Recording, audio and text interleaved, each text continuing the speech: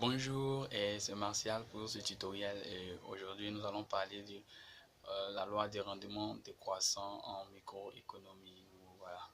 Et donc aujourd'hui c'est simple. Vous savez, la loi des rendements décroissants, c'est pour certains quelque chose de difficile à apprendre par cœur et c'est normal parce que ce sont des choses à comprendre parfaitement. Et lorsque vous les comprenez, c'est très simple. Voilà. Je vous apporte ma manière à moi de comprendre, c'est très simple, c'est en utilisant voilà, la fonction de la production et la fonction, encore la courbe de la production et le produit marginal. Alors, c'est simple, pour mieux retenir cela, nous allons faire un petit schéma. Voilà. Mais quand même, c'est très important aussi de l'expliquer littéralement. Je crois que vous comprenez, c'est très simple. Alors, voici mon repère. Ici, c'est le facteur variable que nous allons appeler R. Ici, c'est voilà, la fonction de la production en fait. Et donc là, je vais associer ici le facteur variable ici A. Ici, c'est la courbe de la production marginale. Voilà.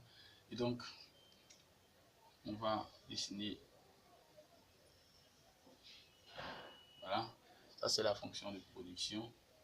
Et ici, nous allons. Ce qu'il ne faut pas oublier, c'est que au point d'inflexion, c'est le sommet.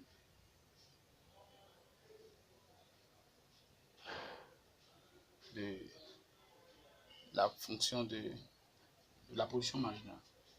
Donc là, on décroît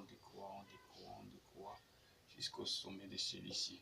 Voilà. Ce qui nous intéresse ici, c'est comment est-ce que la production varie lorsque le facteur variable aussi, des quantités de facteurs variables vont s'ajouter. Alors, c'est simple. La loi de rendement décroissant dit que, elle stipule que, à mesure que des quantités voilà, croissante du facteur variable s'ajoute à une même quantité du facteur fixe, alors nous allons remarquer d'abord un accroissement plus que proportionnel de la production. C'est de cette partie. Au fur et à mesure qu'on va ajouter des quantités croissantes du facteur variable, il y aura un accroissement plus que proportionnel de la production. Et en ce moment, on remarquera que le produit marginal aussi sera croissant.